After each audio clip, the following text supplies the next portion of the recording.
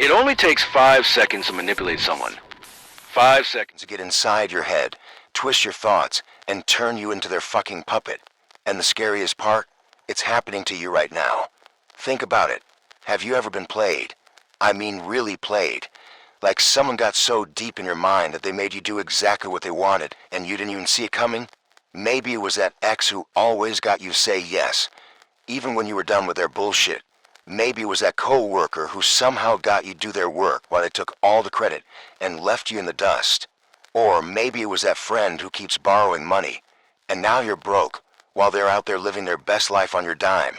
Here's the cold, hard truth. People play you every single day, on dates, at work, on social media, even in your own damn family. Some guys use this to have women falling all over them. Some use it to get investors, to throw money at them like it's nothing. Others use it to close million-dollar deals while you're still hustling for scraps. And you're the one getting screwed, wondering how the hell you keep ending up here. This is to make your skin crawl, make you sweat, make you question every single person around you. Stay. This is RawPsych, and we're about to rip the mask off the dark arm manipulation. If this already hits too close to home, don't scroll. Hit that subscribe. This gets darker. Let's start with the raw truth. Manipulation is everywhere and you're already a target.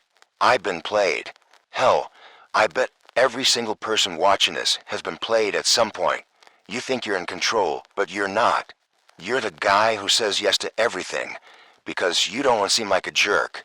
You're the one who keeps lending money to that friend because they really need it. You're the one who buys an overpriced product because the salesperson made you feel like you'd be stupid not to. And you know what's fucked up? The people manipulating you. They're not even that smart. They're just better at the game than you are. They know how to get inside your head, how to push your buttons, how to make you think you're making the choice when really they're pulling the strings. Let me give you a quick example to show you how easy this is. Imagine you're at a buddy's house and he asks, "Hey, you want something to drink?" You're probably going to say, "Nah, I'm good."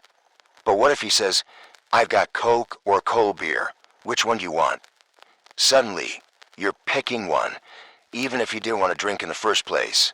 Why? Because he didn't give you the option to say no. He framed it like you're already saying yes. That's manipulation right there in 5 seconds. And that's just the tip of the iceberg. People are using the shit to control you in ways you can't even imagine. They're using it to get you to swipe right on Tinder, to get you to work late for no extra pay, to get you to keep coming back even when they treat you like garbage. And the worst part, you don't even see it happening until it's too late and you're broke, used, and alone, wondering how the hell you got here. Stay. I'm about to show you how this game works. This next part will make you rethink everyone you know. So, how does this dark art manipulation work? How do people get inside your head and make you do what they want? Let's break it down with some real shit you've probably already experienced. First, there's a power of framing. Changing the way something is presented to change how you feel about it. Think about this. If someone tells you, "This college girl works at a strip club after class," you're probably thinking, "Damn, she's lost her way." But what if they said, "This stripper is still grinding through college, trying to make a better life"? Suddenly you're like, "Wow, she's a fighter." Same girl, same situation, but the way it's framed changes everything. That's what manipulators do. They control the story to control your emotions. They make you feel what they want you to feel. Here's another example. Let's say you're trying to get your kid to stop playing video games. If you say, "Stop playing that damn game," what's going to happen? The kid's brain is now locked on the game. They're thinking about it even more, and they'll fight you to keep playing. Why? Because you just planted the image of gaming in their head. But what if you said, "Hey, want to go shoot some hoops with your friends at park?" Now their brain is picturing basketball, friends fun. They're already halfway out the door. You didn't just tell them what not to do. You gave them a better picture to focus on. That's manipulation 101. Control the image, control the mind. And this doesn't just work on kids. People are using this on you every day. Think about that Tinder date who keeps saying, "I'm not your boyfriend, you know," or "Why don't you have a boyfriend yet?" Every time they say boyfriend, your brain starts linking that word to them. Before you know it, you're thinking of them as boyfriend material. Even if they're a total asshole, they're not asking you out. They're planting the idea in your head, and you're doing the rest of the work for them. That's how they get you. Stay. I'm about to show you how deep this rabbit hole goes. You're not ready for this. Let's go deeper. Manipulators don't just play with words. They play with your fears, your desires, your deepest insecurities. They know what makes you tick, and they use it against you. In America, we're obsessed with winning, looking good, being the best. Whether on Instagram, at work, or in the dating game, manipulators know this, and they weaponize it. Take this example. A preschool in your neighborhood puts up a billboard that says, "We don't just teach your kid, we prepare them to dominate their future competition." As a parent, you see that, and your heart drops. You're thinking, oh shit, if I don't sign my kid up, they're gonna fall behind. They're gonna be a loser. So you sign up, even if it costs you a fortune. Why? Because they didn't sell you a school, they sold you fear. They made you feel like your kid's entire future depends on this one decision. That's manipulation, and it works like a charm. Or let's talk about dating. You're on a date, and the guy says, "You're not like those other girls on Tinder, are you? The ones who just want a free meal." Now you're on the defensive. You don't want to seem like that girl. So you insist on splitting the bill, even if you didn't want to. He didn't just save money. He made you feel like you had to prove yourself. He played you, and you didn't even see it. And it's not just in dating. At work, your boss says, "I know you're not the type to let the team down, right?" Now you're staying late, doing extra work, because you don't want to seem like a slacker, even if you're already burned out. On social media, that influencer says, "If you're not using this product, you're missing out. Everyone's doing it." Now you're buying some overpriced skincare crap you don't even need, just because you don't want to feel left out. Manipulators know your triggers, your fear of missing out, your need to be liked, your desire to win, and they use them to control you. They make you feel like you're making the choice, but you're not. They're pulling the strings and you're just dancing. Stay. I'm about to show you how this is fucking up your life. Let's talk about what this manipulation is costing you. First, there's the emotional toll. Being played. It's not just a one-time thing. It's a slow, creeping poison that fucks with your head. It's the kind of shit that makes you feel small, makes you feel like you're not enough, makes you question your own judgment. It's the kind of pain that keeps you up at night, replaying that date where you said yes to something you didn't want, or that time you lent money to a friend and never got it back, or that moment at work where you took the fall for someone else's mistake. You feel used, drained, invisible, like you're just a pawn in everyone else's game, that to serve, to give, to be played, but never to win, never be in control, never be the one calling the shots. And that emotional toll, it doesn't just stay in your head, it spills over into your body, into your health, into your entire life.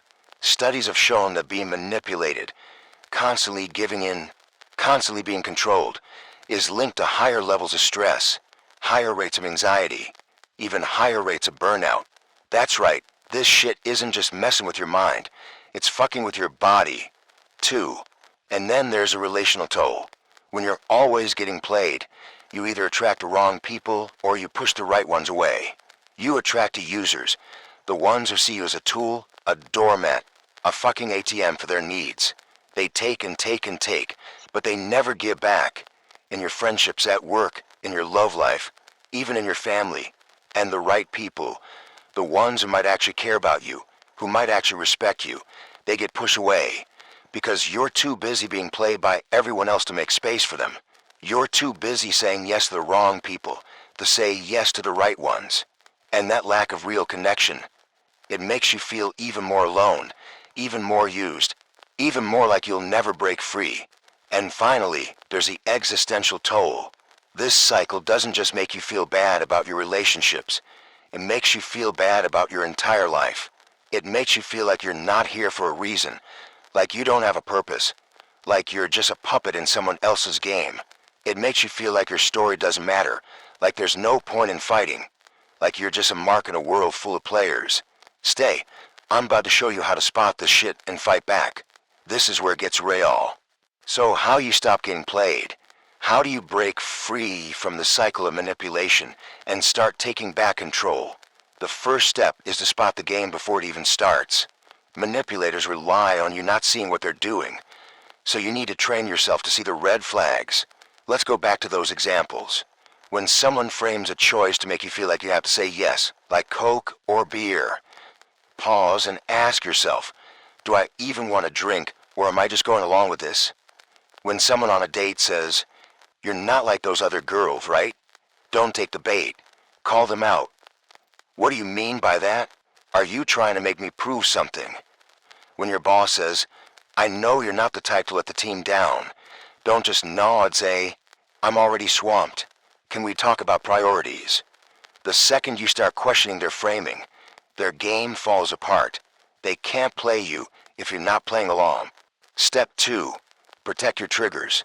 Manipulators love to use your fears and desires against you. Your fear of missing out, your need to be liked, your desire to win. So you need to know your own triggers and guard them like your life depends on it. If you're the type who can't say no because you don't want to seem like a jerk, practice saying no in small ways. Next time a friend asks for a favor you don't want to do, say, sorry I can't, I've got my own stuff to handle. If you're the type who buys into FOMO, like that influencer selling you some overpriced product, unfollow them.